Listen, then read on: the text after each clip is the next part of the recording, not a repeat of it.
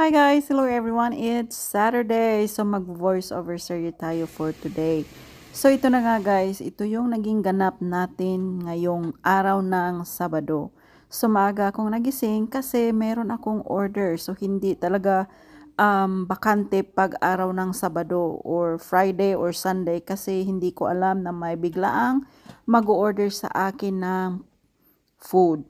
So inumpisahan ko ng madaling araw yung aking puto kasi mas maaga yung pick up ngayon. So 10 o'clock kailangan tapos ko na yung aking puto, kutsinta, kaldereta, pansit at lumpia.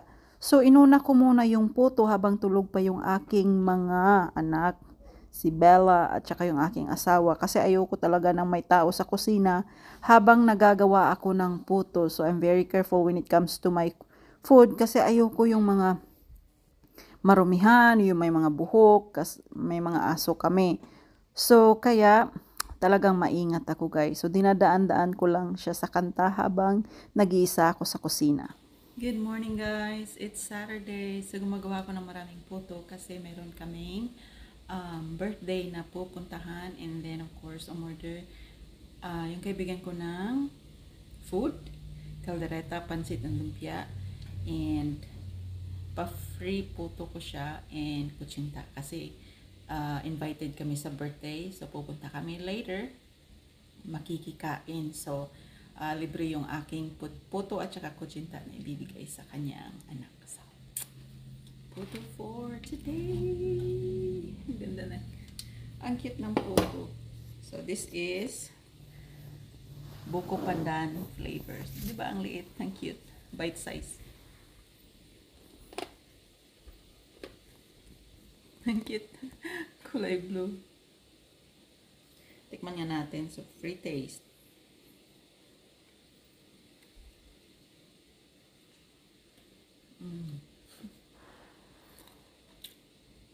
This is so good.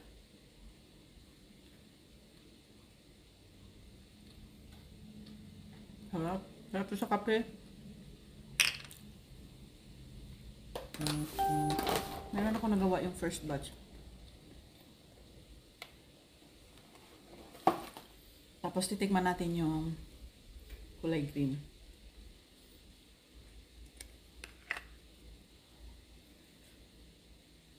Bango. Buko pandan.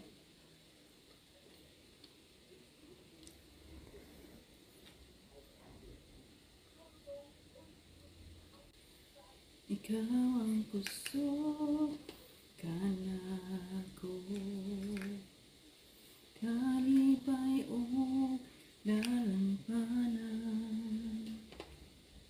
kung uabot man ang problema, walagi makapahimulan, walay maikakuntan sa imong duman. Salamat Panginoon, kilala mo ako.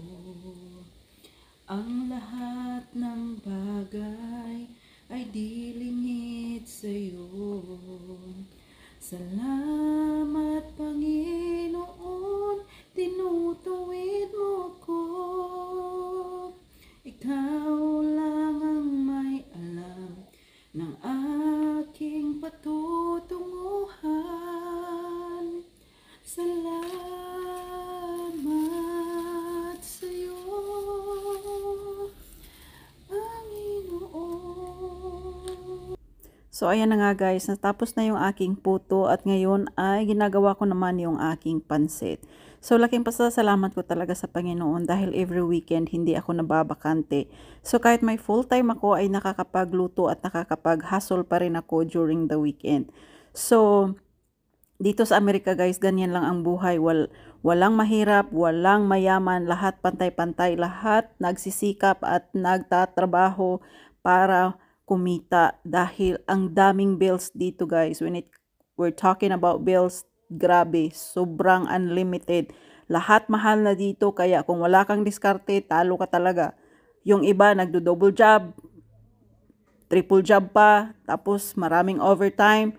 Kaya dito sa Amerika guys, hindi pinupulot yung pera. Napakaswerte ng mga taong mayroong mga kamag-anak na nandito sa Amerika na nagpapadala sa Pilipinas. Kaya lahat ng mga pamilya na sinusuportahan ng mga anak dito na nasa Amerika, treasure it. Pasalamatan nyo at lagi nyo silang ipagdadasal na laging may lakas sa araw-araw dahil kami dito ay nagbabanat buto, hindi pinupulot yung pera. Kaya I'm very thankful to the Lord sa lahat ng lakas at biyayang pinagkaloob sa amin sa araw-araw. Kaya marami rin akong pinagpapasalamatan sa aking mga customers na laging bumabalik-balik. So ito po yung aking kaldereta, pork, and then pansit. Nilagay ko na siya sa tray. At habang piniprito ko rin yung aking lumpia. And it's ready. So on the other side, habang niluluto ko yung aking lumpia, niluluto ko rin yung aking barbecue. Grabe, multitasking todo na ito. So, ganyan lang ang buhay dito guys pag weekend. Kaya super busy mother talaga ako. So, todo na to. Darna ang bato!